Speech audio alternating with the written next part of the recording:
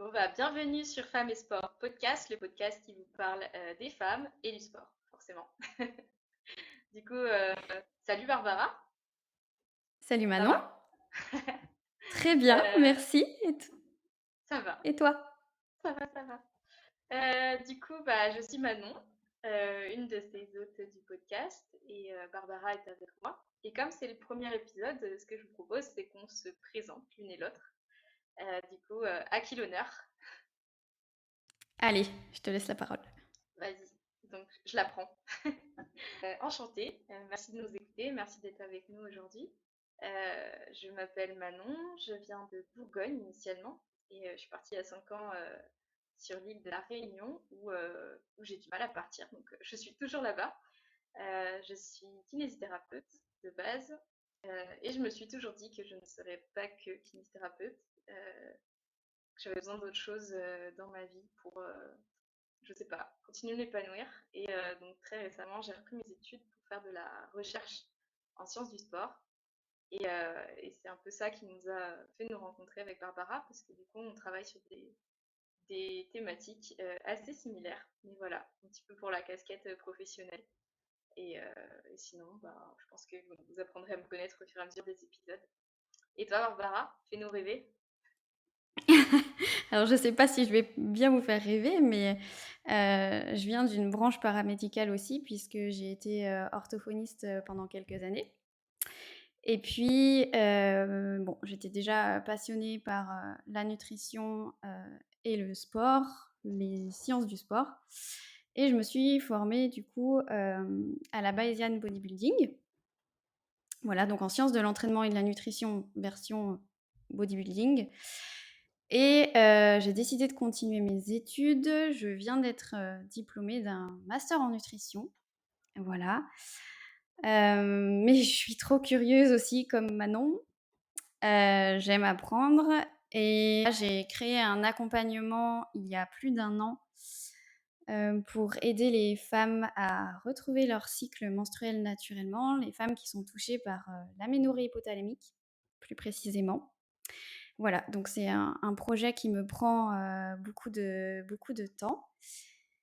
Et je pense que c'est tout ce que je peux dire pour l'instant. Est-ce que toi, tu as des news de ton côté cette semaine? Est-ce que tu as fait quelque chose en particulier?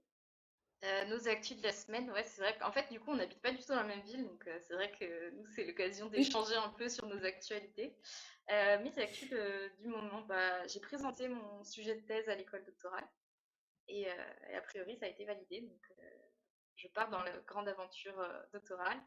Ça, c'est chouette et je suis en vacances et ça fait du bien parce que pour le moment, j'ai encore la double casquette kiné libérale et, euh, et recherche universitaire et c'est vrai que c'est un peu dur à cumuler, surtout quand en bonne hyperactive, je cumule 3 ou 4 projets.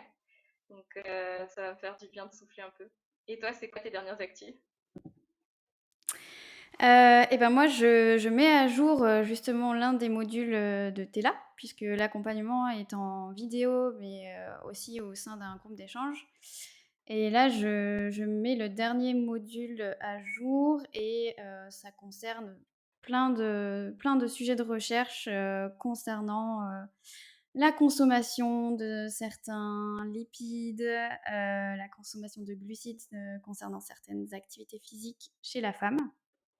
Voilà, parce Top. que j'essaye de leur donner le plus de pistes possible pour qu'elles puissent aller mieux avec leur alimentation et puis avoir une alimentation aussi intéressante. Et j'ai repris le sport cette semaine parce que j'ai fait une petite coupure. Est-ce que tu veux nous dire, toi, ce que tu pratiques comme sport avant que je continue peut-être? Et toi, du coup, quand tu dis sport, c'est quand tu fais de la muscu, c'est ça? Ouais. Ok. Bah moi, jadis, j'étais handballeuse. Le handball, c'était toute ma vie à une époque. Et du coup, après les études de kiné, ça a été un peu plus difficile. Je me suis un peu tournée sur la course à pied. Malheureusement, j'ai eu un petit accident il y a quelques années qui fait que je reprends tout doucement. Mais pas plus tard qu'hier, j'ai couru 10 minutes et je suis ultra contente. Donc, Donc voilà, des petites choses comme ça. Et j'ai la chance d'avoir des collègues qui me prennent en charge et qui me font ma réhab. Et ça ressemble beaucoup à de la musculation aussi. Et j'ai passé mon premier deadlift à 70 kilos. Alors je suis assez contente. Donc Trop voilà, cool. doucement mais sûrement, Bravo. je me remets au sport. Et je commence la muscu aussi et je trouve ça super sympa. Donc ça a l'air chouette. Génial, bah, on va avoir de quoi échanger du coup. Ouais. Toi, t'es danseuse de base, c'est ça? Oui, alors moi j'ai beaucoup, enfin je faisais un peu du multisport, on va dire, quand j'étais Ouais. petite. Je faisais danse, karaté et natation. Ok. Ensuite, j'ai eu une période où je dansais énormément, une vingtaine d'heures par semaine à peu près, Ouais. et je me suis blessée aussi. Je me Ok. suis luxé la rotule gauche Oh, 2 fois. Ça a été d'accord. assez violent, voilà. Ensuite, j'ai préparé, le concours d'orthophonie qui est très sélectif, pour ne pas dire, Mhm. monstrueusement sélectif. C'est pas une partie de Donc plaisir, hein. ouais, non, c'est pas une partie de plaisir. Donc j'ai un peu arrêté le sport et j'ai repris le sport, en salle, en cours collectif pendant mes études. Je faisais majoritairement, du RPM, du body combat, ce genre de choses. J'adore les sports de combat. Et puis ensuite, j'ai eu une relation un peu tumultueuse, avec, l'activité physique, puisque j'ai eu une bonne période de troubles du comportement alimentaire avec, hyperactivité. Donc donc voilà, j'ai arrêté l'activité, physique parce que c'était nécessaire pour ma santé et ensuite, j'ai repris, tranquillement l'activité physique, avec, de la musculation, du crossfit et quelques cours co. Voilà, majoritairement et donc du coup là je fais majoritairement de la musculation, Ok. parce que je me suis blessée aussi, il y a quelques mois, je me suis déchirée au niveau du carré fémoral. Oui, tout le monde me dit: «C'est pas commun du tout». Ouais, les kinés vont être ravis. C'est très simple à rééduquer. Alors, comment on peut remettre ça en charge en excentrique? Attends. Le truc, Ah très c'est bien, ouais, ouais, voilà donc sympa. Et ça va mieux quand donc même? là voilà, c'est oui, oui, là ça va beaucoup, beaucoup mieux. OK. Mais je recommence, tu vois, à faire, tout doucement, du sumo deadlift. OK. Alors c'est un mouvement que j'ai en plus, quasiment, jamais, travaillé, pratiqué. Donc c'est, un nouveau challenge OK. de progresser C'était sur mes sumo. mouvements un peu plus polyarticulaires. Ça marche. J'en prendrai des nouvelles, à chaque épisode. Tout le monde sera ravi d'apprendre Voilà, vos vos nouvelles charges, tu sais. OK. la pression. Alors, je te propose qu'on commence. Donc là, on est le 26 juin et il s'est passé il y a quelques Oui. semaines un événement un peu particulier. Mmh. Malheureusement, à l'heure où on enregistre cet épisode, c'est que le 24 juin, il y a eu un retour en arrière, c'est que la Cour suprême des États-Unis a révoqué le droit à l'avortement au niveau national. C'était un droit qui était acquis depuis 50 ans, sachant que les USA ont vraiment un rapport un peu houleux avec l'avortement. Ça a été une succession de lois et de mouvements anti-avortement et puis de micro-avancées. Et comme ils ont en plus une politique entre États qui est différente bah, déjà de la nôtre, hein, c'est vraiment chaque État fait un peu sa sauce. Et la loi constitutionnelle prévaut ensuite. Je ne suis pas spécialiste en droit, mais voilà. Et en fait, historiquement, il y a eu des lois, ces lois anti-avortement ont été jugées anticonstitutionnelles donc en 1973 avec l'arrêt Roe v. Wade. Donc la plus haute juridiction des USA avait statué sur le fait que les femmes avaient le droit à l'avortement et qu'en fait ces lois étaient anticonstitutionnelles et avaient donc révoqué toutes les lois qui étaient dans les États qui interdisaient l'avortement. Et là, en fait, on est revenu vraiment 50 ans en arrière avec l'annulation de cette loi parce que du coup, de nouveau, chaque État peut faire sa propre loi et interdire les interruptions volontaires de grossesse. Et donc, en fait, en soi, ils n'ont pas rendu illégal l'avortement, mais maintenant, chaque État va pouvoir mettre en vigueur les législations auxquelles ils veulent que les femmes soient soumises. Et malheureusement, il y a plus d'une. Actuellement, euh, il y a plus de 13 États qui ont déjà prévu de bannir l'avortement, majoritairement situés dans le sud du pays. Donc c'est ceux qui sont plutôt républicains, me semble-t-il. Je sais pas si tu si avais suivi. Alors, je t'avoue que l'histoire des États-Unis, c'est Je crois que c'est pas ma c'est les républicains spécialité.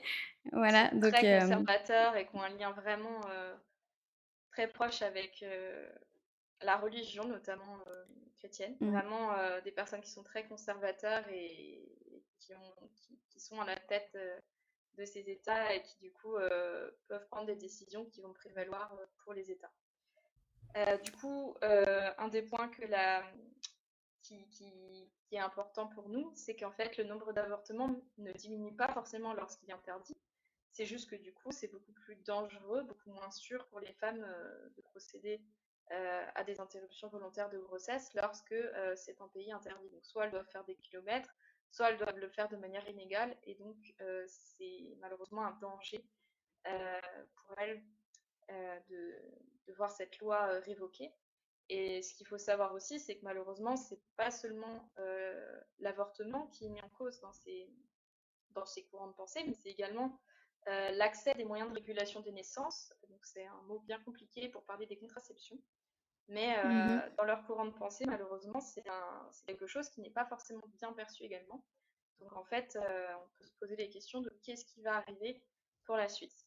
Et en fait, j'aimerais vous citer une Simone de Beauvoir, qui du coup, d'une citation, je ne sais pas si tu as sur tes réseaux sociaux, elle a été beaucoup, beaucoup citée, mais qui, moi, je trouve, résume bien ça. Et elle dit: n'oubliez jamais qu'il suffira d'une crise politique, économique ou religieuse pour que le droit des femmes soit remis en question. Ces droits ne sont jamais acquis. Vous devrez rester vigilante votre vie durant. Donc voilà, petit point d'actualité qui me semblait important de partager. Pourquoi on vous partage ça, en fait? Pourquoi on tenait à vous partager, cette petite, pardon, cette Petit aparté. actualité importante? Ouais. En fait, bah, c'était parce que les droits des femmes et la considération de la santé des femmes, c'est un sujet, ça doit être considéré. Et actuellement, dans la recherche scientifique et notamment dans les sciences du sport et de l'exercice, les femmes ne sont pas incluses dans les protocoles de recherche du fait de leurs particularités physiologiques et hormonales. Et donc ça, c'est deux études qui ont été sorties en 2014 et la plus récente ensuite en 2021, montraient qu'en fait, elles ne représentaient que 34% des populations étudiées dans les articles.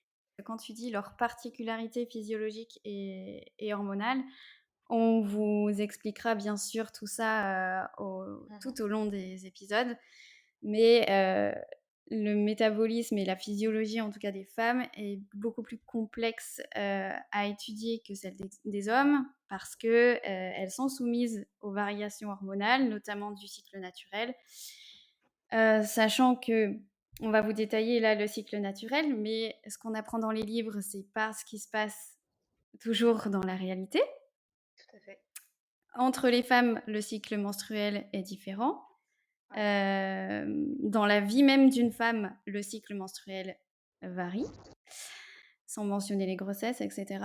Et du coup, en termes de qualité méthodologique, donc quand on fait des études, on se doit d'être très rigoureux pour pouvoir tirer des conclusions des études, comprendre s'il y a des facteurs qui interviennent de manière significative sur les résultats qu'on interprète, qu'on veut recueillir. Et du coup, ces nombreuses particularités, donc de par le cycle menstruel, mais aussi de par le fait que certaines femmes prennent des contraceptions, etc., impose une rigueur méthodologique et une manière d'effectuer les recherches qui est très, très compliquée à mettre en place, très coûteuse. Et je pense que du coup, Manon, tu pourras nous en reparler Ah oui, bien longuement. Mais c'est en partie lié ça. en tout cas, c'est l'une des raisons qui fait que les femmes sont sous-représentées dans les sciences du Mm. sport. Et en soi, c'est vrai que c'est pas forcément, parce que je pense que c'est pas fait avec une mauvaise intention, mais Mm. en fait, il y a vraiment deux cas de figure. C'est soit elles sont incluses, mais au niveau de leur menstruation, on verra que c'est pas suffisant pour tirer les conclusions parce Mmh. que c'est seulement un quart du cycle. Soit elles ne sont pas Mmh. incluses, alors qu'elles pourraient tout à fait l'être parce que, il suffirait de toutes les tester pendant la même phase pour, on va dire, s'affranchir d'une différence physiologique, enfin en tout cas liée aux hormones. Et je pense que c'est vraiment un biais qui est, qui est- qui est important en fait dans les études parce que du coup au niveau de la validité externe des études, c'est que bah oui, peut-être que c'est valable pour les hommes en bonne santé, mais est-ce que Mmh. c'est autant valable? Est-ce que les femmes répondent aussi bien, je sais pas moi, au traitement qui a été mis en place en excentrique à temps de répétition? Bah, probablement, probablement. Mais sans dire que c'est Probablement, mais faux, dans quelle ampleur? voilà, c'est ça. Et en fait, nous, Et c'est ça qui nous ouais. tient à cœur déjà, c'est de promouvoir vraiment les femmes aussi au sein des sciences du sport et aussi vous aider à comprendre toutes les particularités qu'on a, euh, qu'il y a au niveau de la recherche scientifique sur les femmes. Voilà, et merci pour tes précisions. Ah, Je merci pense à toi. que c'était important de le mentionner, et juste pour ceux qui n'ont pas trop connaissance, du vocabulaire des biais méthodologiques, Mm, mm. hem, est-ce que tu veux, dire quelque Alors, chose ou est-ce que ouais, vas-y. Bah, un biais, en fait, ça va être, si vous voulez, quand on fait de la recherche, il faut que quelqu'un qui lise votre article, quand elle est écrite et publiée, juste en lisant votre article, il doit être capable de pouvoir dupliquer cette étude et la refaire n'importe où dans le monde. Parce que vous l'avez tellement bien écrit, tellement bien détaillé, vous Mmh. êtes affranchi de tellement de biais, donc ce seraient les choses qui vont influencer les résultats, euh, que Voilà. finalement vous pouvez la reproduire n'importe où.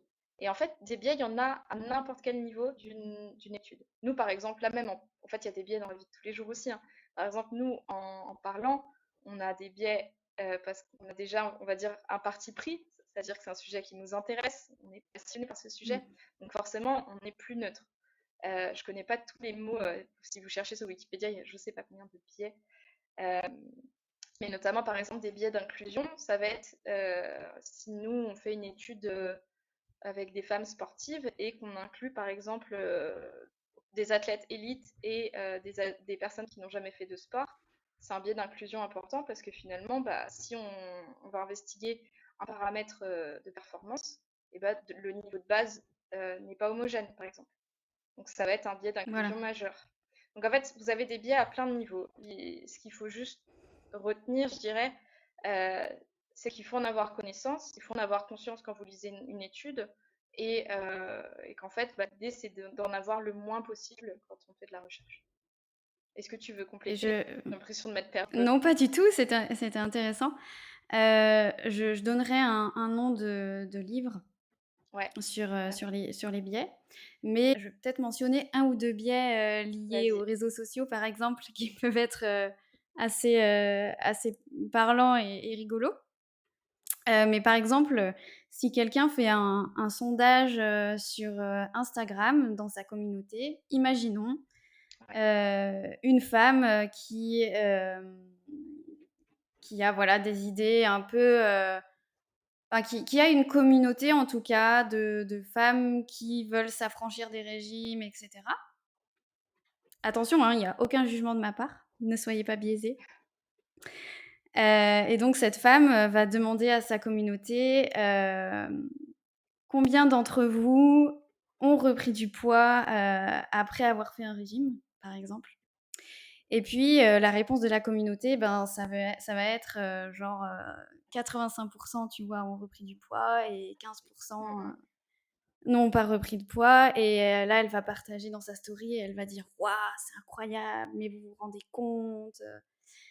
Mais en fait, comme tu disais, Il y a un biais de recrutement.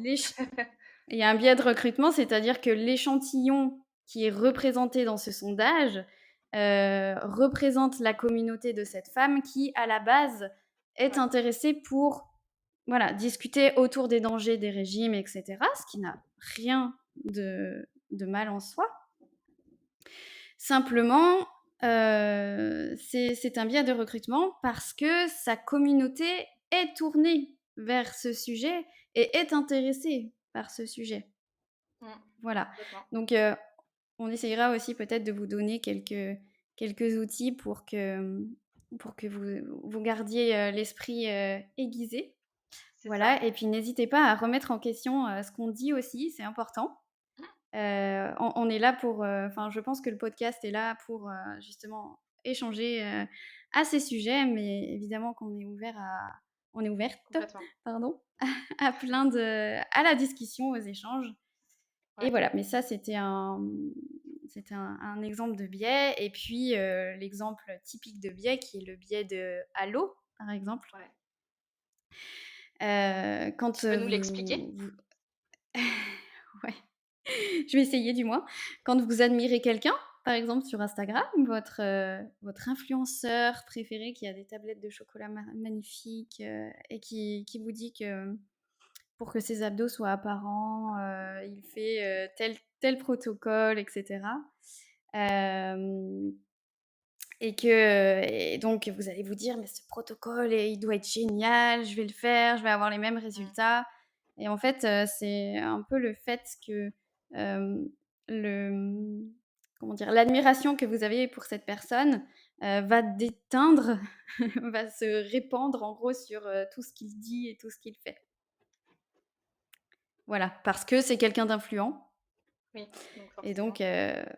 voilà, potentiellement, si c'est quelqu'un qui a réussi, qui a de l'influence, qui est apprécié, heu, tout ce qu'il peut proposer, tout ce qu'il peut, créer, va être un peu, influencé, peut être en tout cas influencé, voilà, Ouais, dans la vie des gens. par son «aura» entre guillemets, ouais. OK, bah merci, Voilà, c'était exactement. très intéressant. Du coup, ouais, c'est vrai Avec que plaisir. on a un background un peu scientifique, en tout cas on a essayé. Et c'est vrai que c'est Mmh. des choses, la lecture critique d'articles, c'est vraiment important. Mais au-delà de juste analyser des articles, c'est aussi nécessaire que vous l'ayez surtout, que vous lisiez, que vous écoutez un youtubeur. Posez-vous la question de d'où il tire sa source. Est-ce que c'est juste son Mmh. expérience? Est-ce qu'il se documente? Est-ce qu'il source ce qu'il dit? Ce genre de choses. En fait, c'est pas forcément faire la guerre aux personnes qui ne sourcent pas. C'est juste vous, entraînez-vous à pas tout prendre pour argent comptant, à essayer de Mmh. vraiment essayer de faire fonctionner vos ménages et de compiler des fois différentes sources pour voir vous quel est votre avis là-dessus, la synthèse des différentes personnes que vous avez écoutées sur le sujet, parce que Mmh. nul n'a la science exacte entre guillemets, et les sciences humaines c'est loin d'être une science arrêtée. C'est une science qui est vraiment en mouvement, c'est vraiment une science avec laquelle on apprend tous les jours et avec laquelle malheureusement il y a beaucoup de paramètres avec lesquels il faut jongler, ce qui donne lieu à des erreurs de mesure, ce qui donne lieu à des erreurs d'interprétation, ce qui donne lieu à beaucoup de choses. Et donc il faut juste prendre du recul. C'est pas que c'est des bêtises, c'est pas que c'est faux, c'est juste qu'il faut rester critique en fait, tout simplement. Prendre un petit peu de recul et rester ouvert à d'autres choses. Voilà. Exactement. Je pense que, tu l'as très, très bien expliqué. Il y a pas besoin d'être, Einstein et d'avoir un parcours Mm, scientifique incroyable pour se questionner et pour questionner ce qu'on entend. exactement. Mais voilà, je pense qu'on aura l'occasion d'en rediscuter parce on vous Ouais. partagera évidemment des études et on vous donnera bien sûr notre point de vue à ce sujet. C'est ça, et des lectures et des choses. Et je pense que l'une comme l'autre, on est ouverte à l'échange, donc n'hésitez pas à interagir avec nous en commentaire, sur Instagram ou quoi. On partagera nos sources, on partagera les points de vue. Je pense que toutes ces questions de forme aussi, on peut débattre tant qu'on ne se fait pas insulter. Tout dépend vraiment de comment c'est amené, et je pense que la forme aide beaucoup quand on a des questions de fond.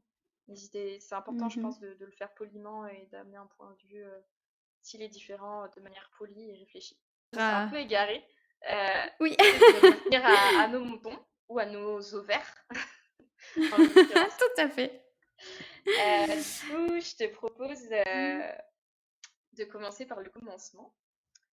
Notamment Mmh. nous, ce qui fait le propre de la physiologie féminine et qui est en lien avec ce qu'on va parler tout au long des épisodes, ce sont les hormones et notamment le balai hormonal qui a lieu une partie de la vie de la femme, notamment de la puberté à la ménopause. J'ai nommé le cycle menstruel.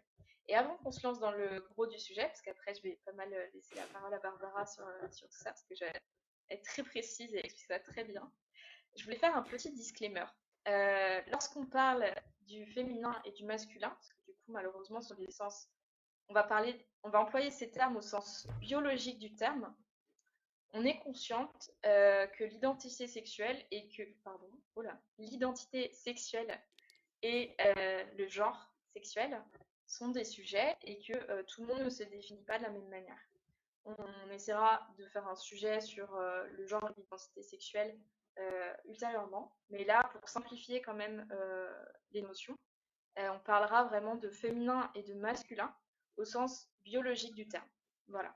Mais on est consciente qu'il y a des personnes qui ne se définissent pas ou qui se sentent genrées autrement. Et mea culpa, si je n'ai pas le bon vocabulaire pour ça, on essaiera d'être rigoureuse et de faire de notre mieux. Mais voilà, ça me paraissait important d'en parler. À toi de jouer.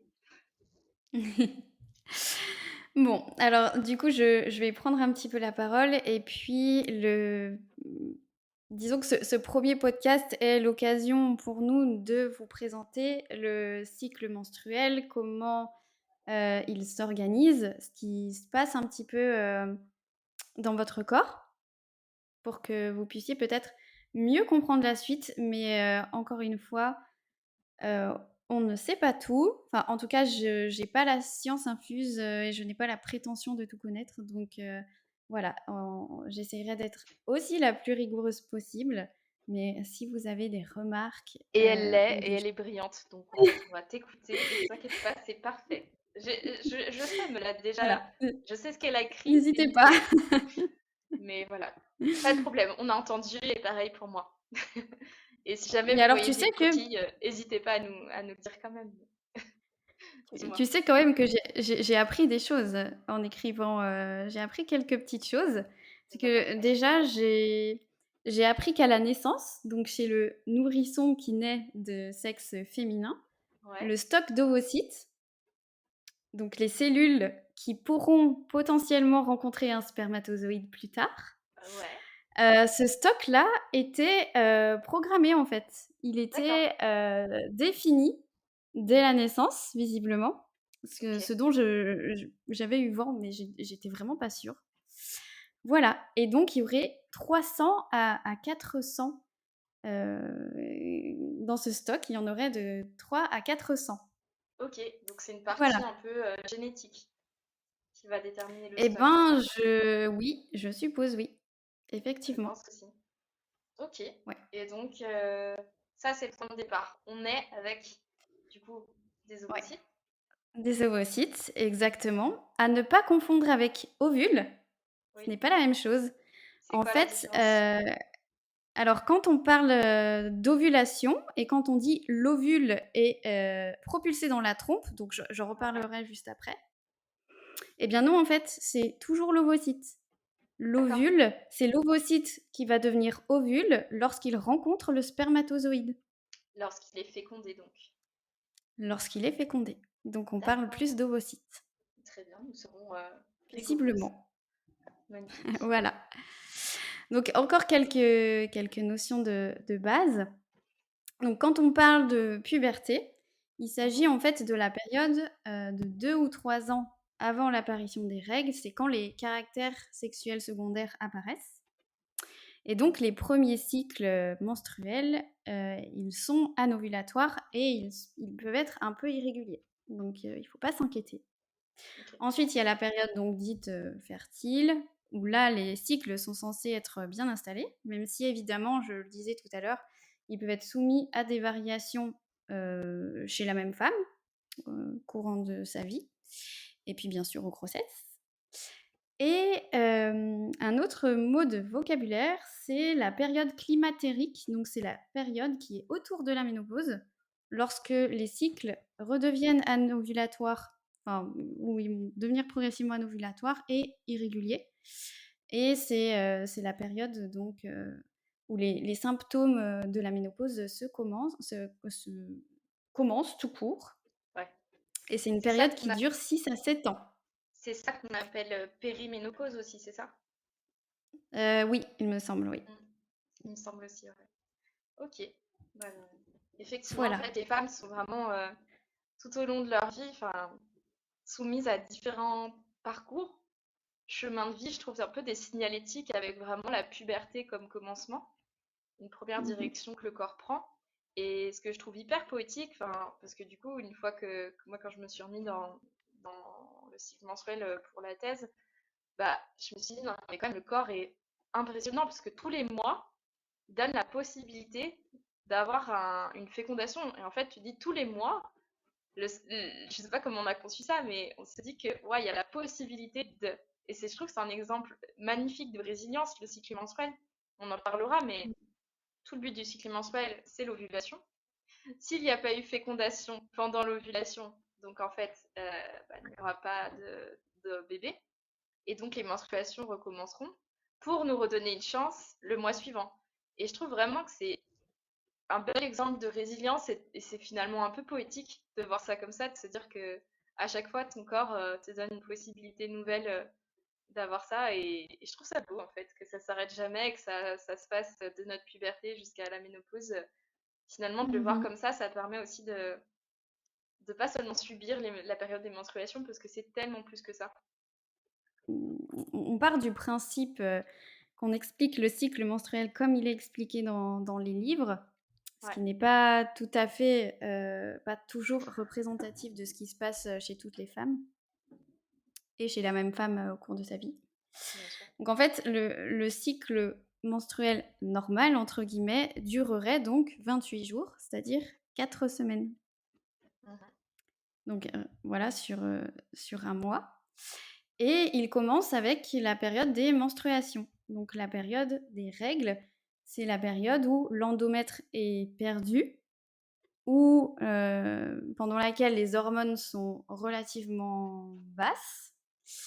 Et en moyenne, les règles durent 3 à 7 jours, avec un flux sanguin maximal qui serait le deuxième jour.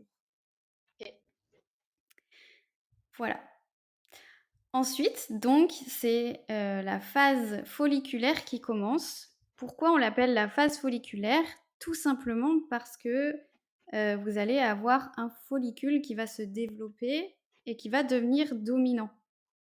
Et pourquoi elle C'est s'appelle quoi un phase follicule? folliculaire? Haha, je m'attendais.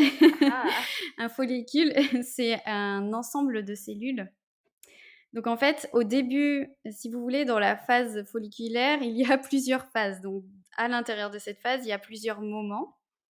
Il y a le moment de recrutement de différents follicules.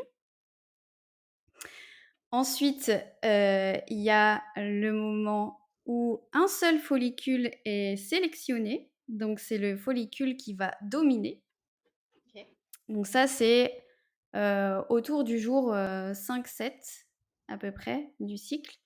Il y a un seul follicule qui se met à dominer tous les autres, qui est sélectionné, qui va maturer et c'est celui qui va le plus se développer.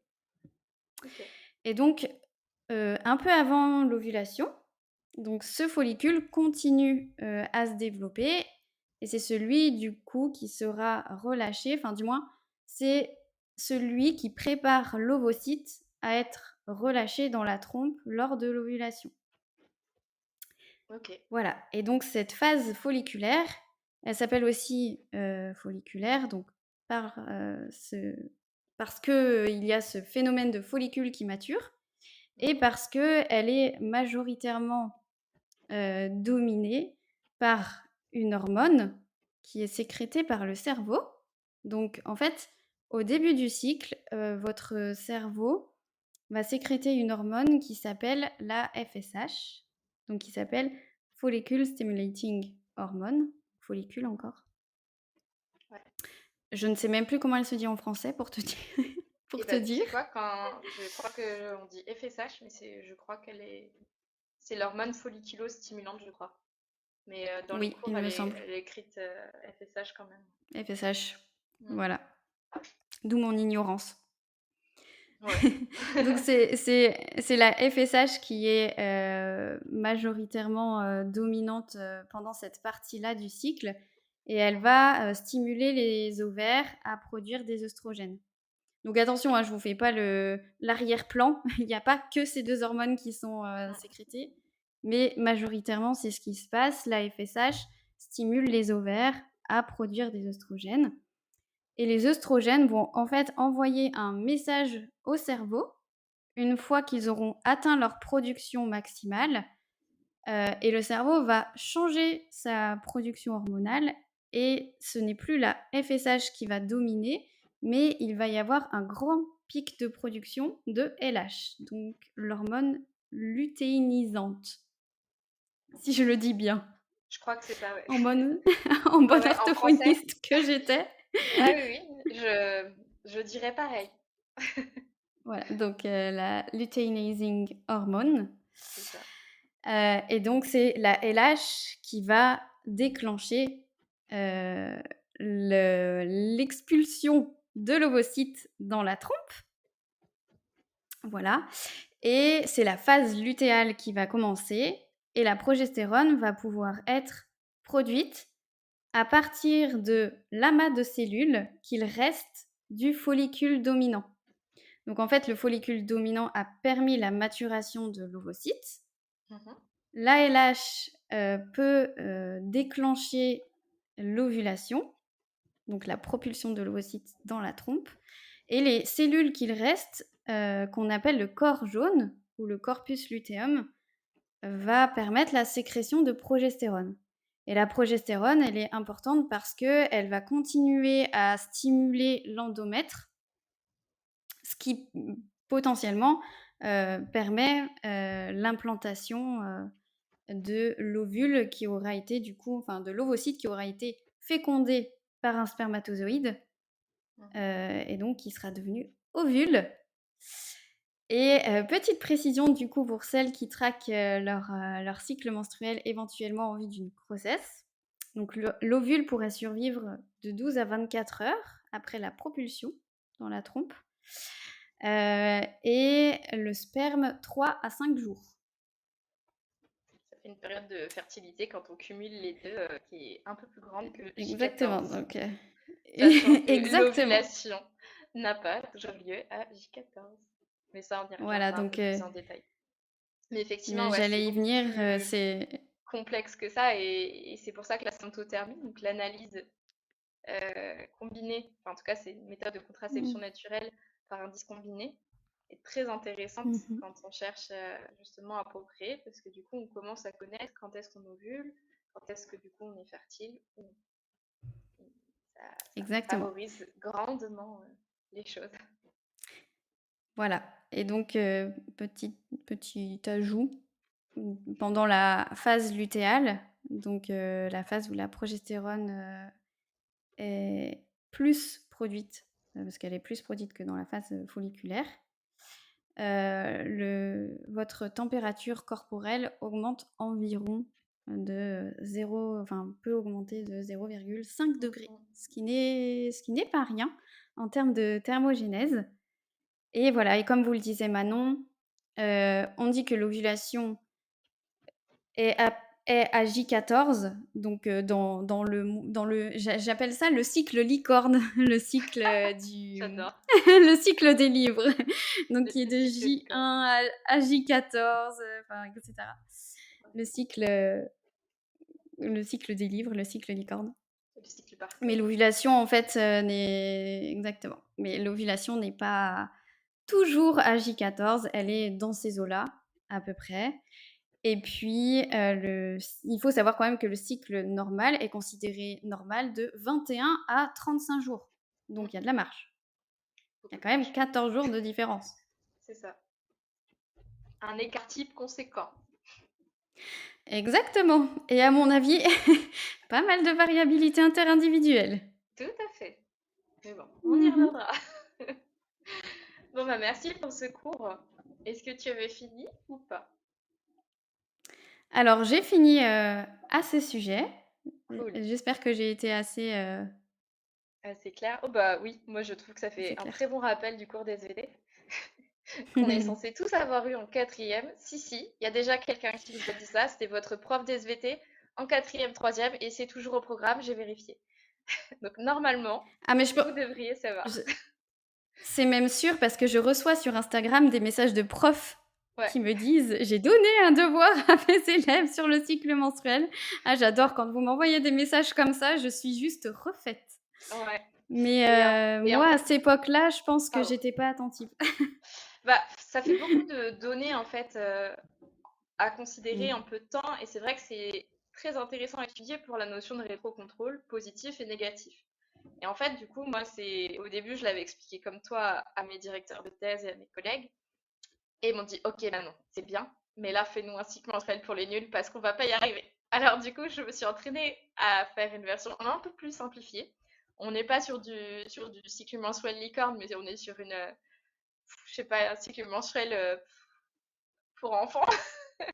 Faut imaginer vraiment. Je pense que le concevoir, parce que du coup, moi je suis d'accord avec tout ce qu'a dit Barbara, c'est très précis et c'est nécessaire en fait qu'on vous explique ce cadre théorique, parce que toutes les pathologies liées au cycle vont quand même partir de la physiologie. C'est-à-dire que si on ne connaît pas la physiologie, si par exemple c'est l'hypothalamus qui a un problème, bah, l'hypothalamus, donc le cerveau, enfin, si c'est à partir de là que ça bug, et bah, c'est important de savoir que c'est via le FSH et l'OLH qu'on le saura par exemple. Et en Oui, fait, parce que je vous ai ouais, du coup, je l'ai même pas dit le mot ouais, hypothalamus. Mais l'hypothalamus, c'est la structure qui, sécrète, la plupart de vos hormones, en fait, et qui gère, tous les messages, qu'il reçoit du corps, des autres hormones et cetera. Et cette ouais, petite structure en stimule une autre qui s'appelle la glande pituitaire, et ouais, donc c'est à partir de là que naissent vos hormones, sexuelles. c'est ça. Hormones Pardon de sexuelles qui t'avoir sont coupé. donc, non, les estrogènes et la progestérone. Et en fait, Voilà. si vous voulez, le but du cycle menstruel, c'est pas les menstruations. Et c'est vraiment ça, c'est que la partie visible de l'iceberg. Parce qu'effectivement, bah, l'ovulation, il faut être un peu plus averti pour savoir quand elle a lieu. Les règles, grosso modo, bah, c'est un peu plus flagrant quoi, quand ça vous arrive. Du coup, en fait, il faut plutôt revoir un petit peu la base en se disant, ok, le but du cerveau, c'est vraiment que vous ovulez. Donc, on va imaginer un camembert qu'on peut diviser en deux parties. La première partie, et ce qui va diviser de haut en bas, ça va être l'ovulation au milieu et le début, les menstruations. Première partie de camembert, la phase folliculaire, donc la première partie de cycle, où on est sous l'influence des œstrogènes. Première hormone sexuelle, euh, qui personnellement sont mes préférées, parce qu'elles donnent un temps glowy. Je les appelle les hormones Beyoncé, c'est la phase Beyoncé, parce que grosso modo, elles sont vraiment propices à beaucoup de choses. C'est une phase où on est beaucoup moins stressé en termes de climat global au niveau de l'organisme. Et du coup, globalement, les femmes sont plus adaptatives. Donc, il se passe un peu moins de choses dans le corps et c'est plus simple. Donc ça, c'est très très schématique, hein. Et donc arrive l'ovulation, nous sommes donc fécondes, nous sommes donc en mode Beyoncé, au max de notre glow. Et on passe ensuite à la deuxième partie du camembert, où on est dans une phase qui va être un peu différente, où il y a beaucoup beaucoup de choses. Déjà, on est sous l'influence de deux hormones, qui sont la progestérone, comme le mentionnait Barbara, et les estrogènes. Et donc, qui combinés vont influencer beaucoup de choses, notamment bah, effectivement la température qui augmente, une notion de stress climatique en fait plus globale dans l'organisme avec beaucoup plus de choses à gérer. Et donc de manière très schématique, on est moins adaptative. Et pour faire référence à la pop culture, moi c'est la phase que j'appelle Britney Jones. C'est le journal de Britney Jones, et il faut penser au moment où elle est sous le plaid avec le pot de Ben Jerry's, probablement J'allais dire, bourré ou c'est la Cookie phase Dough. coquinou. C'est ça. C'est une private joke. Mais c'est le meilleur parfum de Ben Jerry's. On se le dise tous, c'est le cookie. Et en fait, du coup, ça donne vraiment deux climats, deux parties de camembert qui sont beaucoup plus simples déjà à retenir, avec l'ovulation au milieu et les menstruations euh, à l'autre opposé, en fait. Et c'est ça qui va nous donner des signes du cycle, en fait. Et, euh, et voilà. Et donc ça, c'est ce qu'il faudrait retenir sur le cycle, du coup, c'est donc l'influence de ces deux hormones sexuelles, qui sont les œstrogènes et la progestérone. Il faut vous dire que le cerveau joue le rôle d'un chef d'orchestre. que les hormones sont des messagers qui circulent en fait dans le sang et qui vont pouvoir donner différents messages à différents interlocuteurs parce que, spoiler, les hormones sexuelles n'agissent pas seulement sur les organes sexuels, elles ont aussi des rôles de messagers pour d'autres organes du corps. Est-ce que tu veux nous en dire plus, Mhm. Barbara? Alors je rajoute juste une petite chose à ce que tu disais par rapport au fait que l'hypothalamus, effectivement, enfin le cerveau, l'hypothalamus qui communique aussi avec la glande pituitaire, le fait que ce soit un chef d'orchestre, effectivement, et qu'il reçoive des messages de ses interlocuteurs, et parmi ces interlocuteurs, évidemment, donc il y a les œstrogènes et la progestérone qui lui envoient des messages, voilà, mais aussi d'autres hormones qu'on abordera, je pense, non, c'est même sûr, d'autres hormones qu'on abordera, mais il y a et qui envoient des messages pour dire au cerveau que c'est OK de lancer le cycle menstruel, c'est OK d'être dans une phase de reproduction, parce qu'il faut que vous soyez en bonne santé pour pouvoir procréer, pour pouvoir pour pouvoir perpétuer votre lignée. Voilà, donc il reçoit d'autres messages, par exemple de la leptine. Je pense à la leptine. Si on rentre dans les détails, la leptine communique avec des neuropeptides comme la kispeptine. Voilà. Et ça devient Voilà, un joyeux bordel certaines fois. Ça devient un joyeux bordel, avec l'insuline aussi, visiblement, qui est une hormone dont vous avez peut-être certainement entendu parler parce que les glucides, c'est le mal et que l'acétose, c'est mieux. Non, j'espère pas. Bref. Donc voilà, donc Manon a vraiment raison quand elle vous dit que le cerveau, c'est un chef d'orchestre et qu'il doit gérer énormément d'informations. On est sur Et elle l'orchestre a... philharmonique de Londres et il y a un paquet d'instruments, les gars. Et pour que ça sonne bien, il faut que tout le monde soit raccord. Et c'est là où C'est je trouve ça. que c'est vraiment magique. Et moi, je me dis, non, mais quand il y a une grossesse qui est menée à bout, quand tu commences à creuser, il y a une phrase que j'aime beaucoup. Alors, on va lancer un grand débat, mais euh, peu de science éloigne de Dieu, beaucoup y ramène. Parce qu'à un moment donné, quand tu creuses, tu creuses, tu creuses, tu te dis, mais c'est pas possible qu'à un moment donné, l'évolution a fait une telle machinerie, c'est incroyable. Et vraiment, quand on commence à s'intéresser aux hormones et quand tu vois les impacts qu'elles peuvent avoir avec du plus, du moins, sur tel organe, sur tel truc, tu te dis, mais ça pourrait tellement partir en cacahuète à plein de moments. Et finalement, ça marche et c'est incroyable. Enfin, désolée, je suis un peu bisounours. Je m'émerveille d'un rien, mais c'est moi la licorne. mais, mais franchement, c'est magique à étudier et c'est complexe aussi. Et c'est pour ça aussi que c'est pas beaucoup étudié. Hein, faut dire ce qu'il y a. Quand on doit expliquer très simplement à quelqu'un, ça prend jamais 5 minutes. Hein. Le cycle menstruel, je sais pas si tu as réussi à le faire en moins de 5 minutes, c'est quand même pas évident. Et voilà, et c'est ça qui fait la beauté de la chose aussi. C'est ça. Et du coup, pour rajouter un peu de complexité et de piment là-dedans, c'est que les hormones sexuelles, et notamment donc les œstrogènes, parce qu'il y a aussi plusieurs types d'œstrogènes, ça on en reparlera plus tard, on C'est va trop peut-être facile pas sinon. vous... sinon. Donc les œstrogènes et la progestérone agissent sur d'autres tissus, bien sûr, que le cerveau, les ovaires ou même l'utérus et la poitrine. Mais elles agissent sur le tissu osseux, le tissu musculaire et le tissu cérébral. Donc on vous en parlera beaucoup plus en détail dans de prochains épisodes.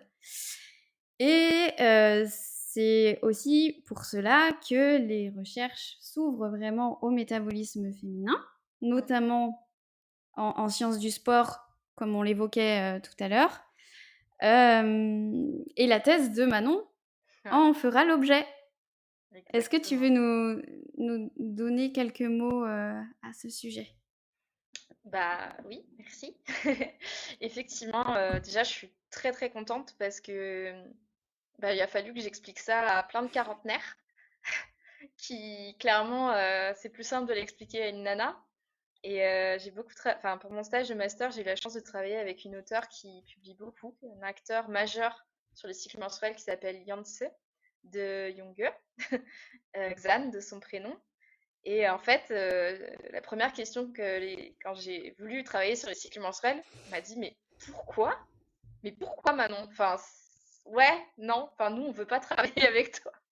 La première fois que j'ai dit que je voulais travailler là-dessus, on m'a dit, Hmm, hmm. Pourquoi Et tu fais ça? pourquoi tu fais ça? Tu veux pas travailler sur l'analyse de la marche? Oui, mais non, mais et je dis à Xan, non, mais comment t'as fait pour convaincre ton financement de thèse, quoi? Parce que moi, tout le monde s'en fout, quoi. J'arrive pas à argumenter. Elle me dit, bah déjà, ça nous arrive tous les mois. C'est quelque chose qui se produit tous les mois et qui a un impact énorme sur le métabolisme énergétique, quoi.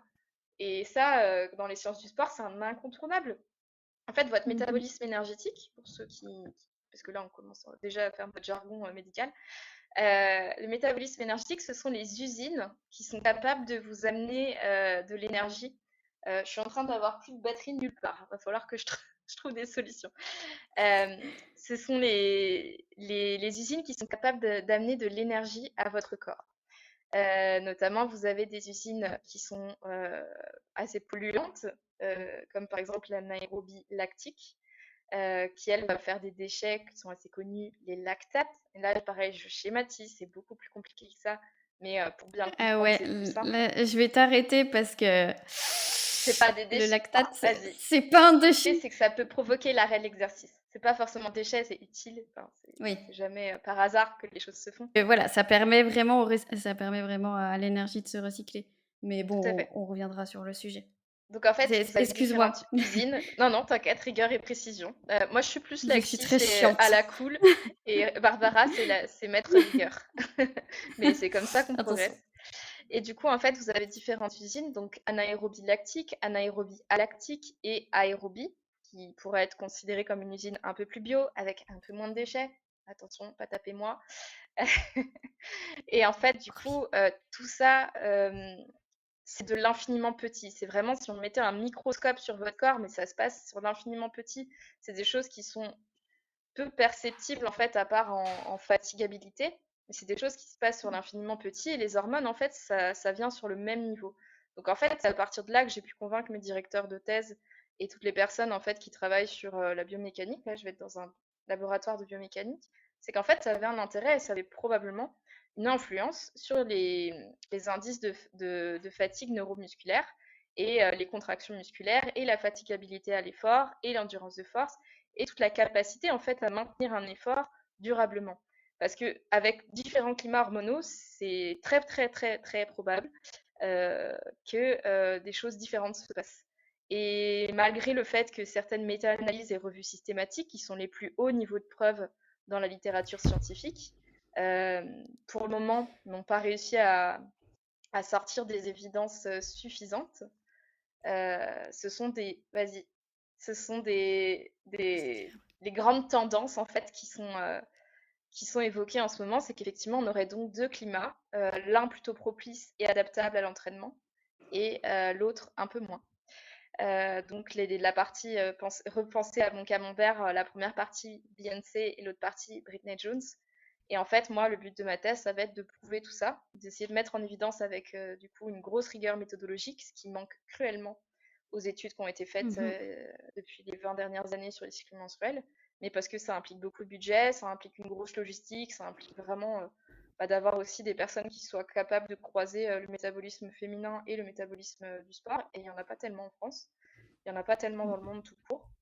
Et voilà, donc c'est un défi de taille. J'ai la chance d'être bien accompagnée et j'espère que tout se passera comme c'est prévu. Mais en tout cas, c'est une aventure très sympathique et excitante que j'ai hâte de démarrer. Vas-y, Et départ on va te Bara. suivre là-dessus, ça va être génial. Je rajoute juste quelques infos à ce sujet par rapport au... Si on parle plus simplement aux performances, en fait, qui Ouais. sont impactées ou pas par le cycle menstruel et par le métabolisme énergétique. Donc, comme elle vous expliquait, Manon, bon, le métabolisme énergétique, c'est la manière dont vous utilisez l'énergie qui va être différente selon ce que vous êtes en train de faire, selon si vous êtes en train de marcher, en train de faire un sprint, en train de faire un footing, en train de soulever une barre sur votre deadlift. Voilà, tout ça, ça va changer. Et en fait, il y a effectivement des tendances, comme on le disait, qui montrent, qui suggèrent que les hormones, donc telles que les œstrogènes ou la progestérone, ont une influence sur les mécanismes d'utilisation des sources d'énergie. Donc notamment les œstrogènes qui auraient aussi un impact sur la manière dont le post-effort est géré, etc. Sur L'utilisation des triglycérides musculaires et des lipides à l'effort. Voilà, des lipides à l'effort, le stockage du glycogène, donc le glycogène qui est la source d'énergie principale de vos muscles. Donc il se passe plein de choses. Or, comme Manon le disait, les méta-analyses et revues systématiques, qui sont des papiers qui intègrent plusieurs études, et qui en ressortent des résultats, des tailles d'effets sur les résultats qu'on a cherché à observer. Donc là, par exemple, est-ce que les performances sont meilleures pendant le début du cycle ou plutôt pendant la fin du cycle, donc pendant la phase folliculaire ou pendant la phase lutéale. Sauf que, comme on vous l'a expliqué, il y a plusieurs phases dans les phases. L'ovulation est aussi une phase particulière. Et donc, pour l'instant, c'est... Ouais, c'est très flou. Alors, il existe, à ma connaissance, il n'existe qu'une seule méta-analyse. C'est notre McNulty, on est fan de cette nana. De McNulty et Christy Elliott Sale, qui effectivement ne trouvait pas d'effet, en tout cas du cycle menstruel naturel, sur les performances. Mais attention, voilà, parce que, alors, d'une part, les études sont qualifiées de très faible qualité méthodologique, parce que, on vous l'a évoqué plein de fois, c'est compliqué de mettre des femmes en situation d'expérimentation. Il faut tester les hormones de manière rigoureuse. Voilà, il y a plein de choses qu'on réabordera quand on vous expliquera certaines études. Et du coup, il y a aussi le fait que ça dépend du sport que vous faites et du type d'effort que vous faites.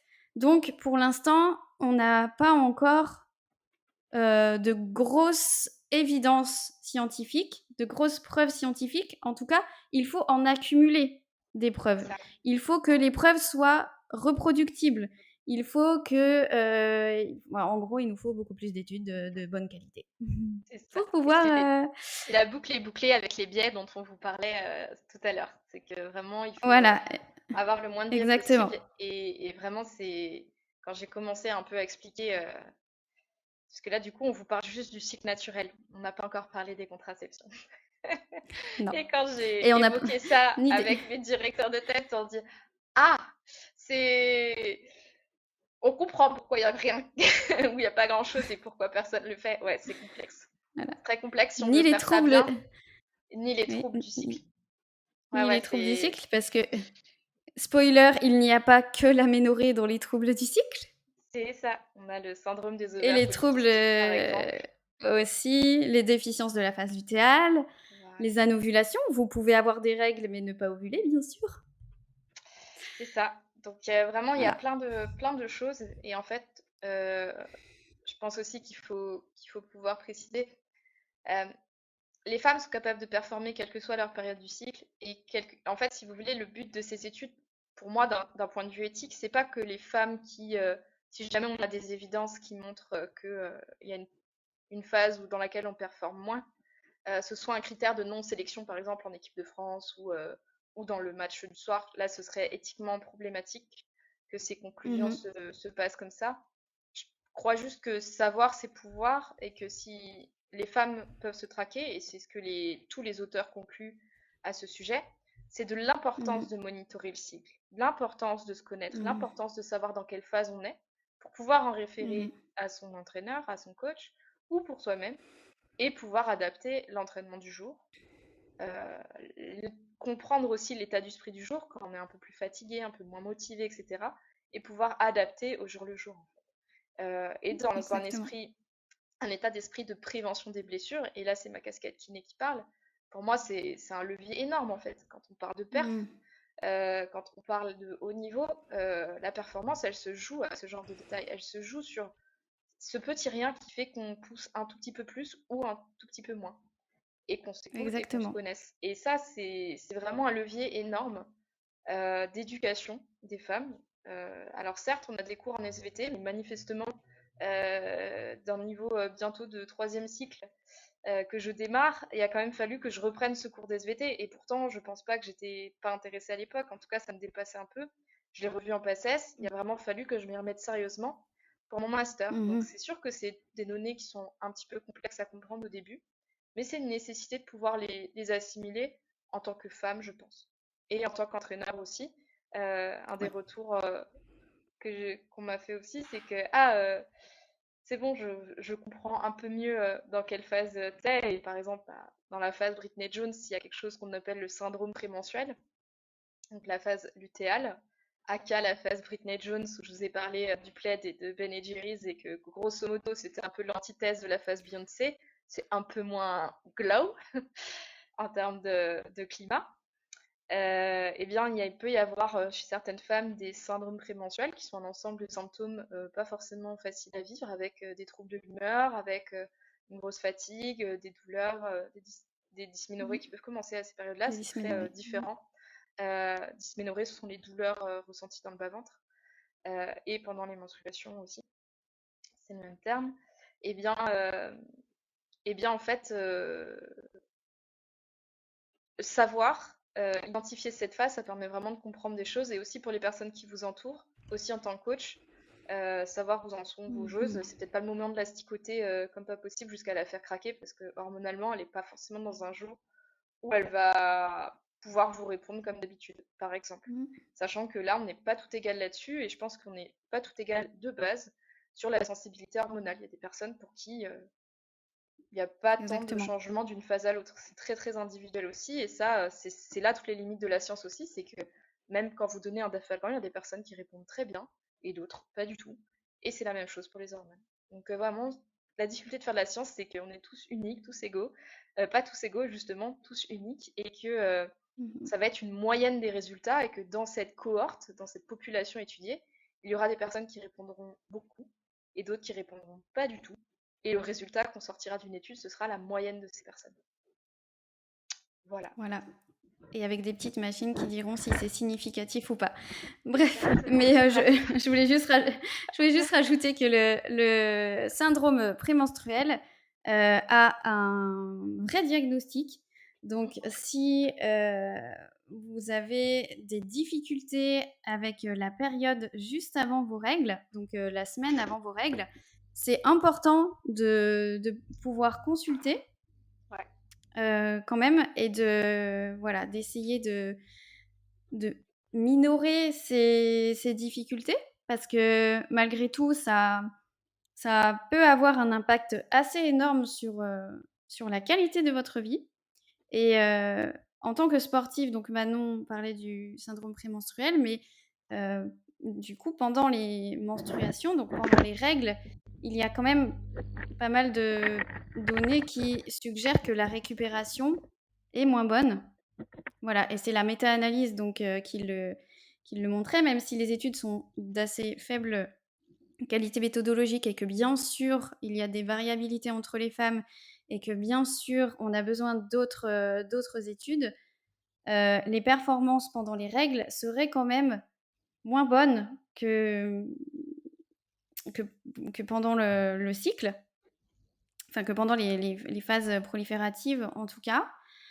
Et puis il y a d'autres choses aussi au niveau de l'ovulation, par exemple. Je pense que Manon, tu nous en reparleras un peu plus en détail, mais les œstrogènes ont un rôle à jouer sur la santé de vos tendons.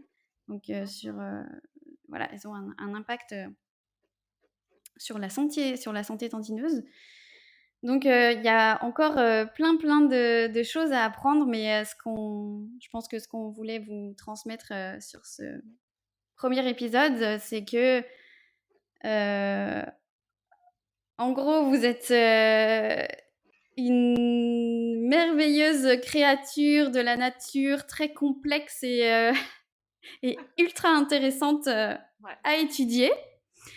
Et que vous soyez sportif de haut niveau ou sportive récréative. Alors attention, franchement, honnêtement, je connais un tas de sportives récréatives qui sont amatrices, qui ne font pas forcément ou qui font des compétitions voilà, au niveau régional et national, qui ont le même planning d'entraînement et la même passion sportive que les sportifs de haut niveau. Donc, on ne dénigre absolument pas le Je niveau donne, de qui que ce soit. Donc, que je vous donne souvent soyez cet sportif de haut exemple-là. niveau ou Ouais. pas, C'est quelqu'un c'est qui est en CFA2 au football, il fait autant de sacrifices que quelqu'un qui est en Ligue 2 ou en Ligue 1. Et en plus, il exactement. travaille à côté, il n'en vit pas. Donc Et en non, plus, il travaille à là-dessus. côté Ouais. et Et le il sport dort peut-être féminin, moins, il on en récupère reviendra, peut-être moins. on en reviendra là-dessus, mais je veux dire, les difficultés socio-économiques du sport féminin sont une réalité. Donc Mhm. vraiment, l'idée, c'est vraiment de vous donner le pouvoir sur les connaissances, que vous puissiez dialoguer, mieux comprendre ce qui se passe, mieux comprendre ce qui se joue dans le choix d'une contraception, ce qui se joue sur vos cycles, pour pouvoir prendre des décisions éclairées au moment où vous devez les prendre, c'est-à-dire aller courir, ne pas aller courir si vous avez identifié telle ou telle chose chez vous, notamment par exemple une mauvaise récupération et que vous êtes à telle période du cycle, comme les menstruations, et que vous ne sentez pas cette sortie, et ben clairement, il est Ne la possible faites pas. que ce serait mieux de rester chez vous. Donc voilà, on Voilà. veut vraiment vous transmettre tout ça. Et on espère surtout qu'on a été clair. Sachez aussi que le cycle menstruel, ça va être un prérequis régulier. On y reviendra souvent, mais ça me tenait à cœur de vous le présenter sur ce premier épisode parce que quand on parle de contraception, on va repartir du cycle menstruel pour vous expliquer les différences entre les contraceptifs hormonaux et le cycle menstruel et qu'est-ce qui se joue, les contraceptifs hormonaux, pardon, qu'est-ce qui se joue lors de la prise de ces pilules. Lorsqu'on va parler des troubles du cycle, forcément, on va les mettre en contraste avec un cycle licorne théorique. Et voilà, et effectivement, il y a beaucoup de pathologies qui peuvent être mises en lien avec le cycle mensuel, comme notamment la rupture du ligament croisé et les différentes, comme tu l'as dit et mentionné, pathologies tendineuses, mais également les fractures de fatigue en lien avec Oui. les hormones sexuelles et les os. Donc ça, on y reviendra un peu plus en détail. Euh, on invitera aussi des spécialistes euh, régulièrement à parler d'un sujet, notamment du sujet où ils sont spécialistes, ça paraît logique. Et on espère aussi vous proposer des témoignages de sportives par rapport à leur vécu en tant que femme sur des différentes problématiques, que ce soit les troubles du cycle, des fractures, des adaptations à l'entraînement. Je pense que c'est la recherche, c'est bien, la science, c'est bien, mais il ne faut pas oublier que c'est dans la vraie vie qu'il faut l'adapter. Que c'est très très bien, c'est des études qui sont calibrées en labo, mais si on peut rien en faire sur le terrain, bah super. Ça nous fait une belle jambe qu'ils aient dit ça, mais dans la réalité, bah, si on n'en fait rien, et puis là, bah ouais, j'ai fait le traitement qu'ils ont dit, ou j'ai fait telle ou telle chose comme dans le papier, et ça marche pas, donc qu'est-ce qu'on fait? Et bah l'idée, c'est quand même de vous rendre ça un peu plus accessible, de vous faire prendre du recul avec les papiers qui sont écrits, avec la vraie vie, et puis voilà, on espère que ça vous plaira. Bon, en tout cas, moi, je prends énormément de plaisir à échanger avec toi. Moi aussi. Donc voilà, merci encore de m'avoir écrit sur Instagram. Mais merci à toi, je suis trop contente aussi. Et puis voilà, je pense que Manon a bien résumé la fin de ce qu'on voulait vous proposer. On abordera aussi, je pense, on en a parlé en privé, mais des sujets un peu plus généraux, qui touchent pas seulement les femmes sportives, mais évidemment qui touchent les femmes sportives aussi. Par exemple, le poids, les troubles du comportement alimentaire, et on essaiera d'inviter des gens intéressants à ce sujet. Manon a eu un petit souci de téléphone, donc je vais terminer toute seule. Je voulais simplement vous dire qu'on n'est pas médecin et que, si vous rencontrez des difficultés, que ce soit, au niveau de vos cycles menstruels, de votre fertilité, de vos performances physiques et cetera, il faut en priorité vous adresser à un professionnel qui est compétent, qui saura vous écouter, que ce soit un gynécologue, un endocrinologue, un médecin du sport et cetera. Mais c'est très, très important que, vous soyez entourés à ce niveau-là et que, vous gardiez en tête que, l'important, c'est quand même de consulter médicalement. Voilà. On espère que ce premier épisode, vous aura plu. On revient, bientôt avec un deuxième épisode. N'hésitez pas à nous faire vos retours sur le podcast. On prendra vos commentaires, vos remarques et cetera avec, grand plaisir, pour, nous améliorer et je vous dis à très vite et Manon aussi vous salue.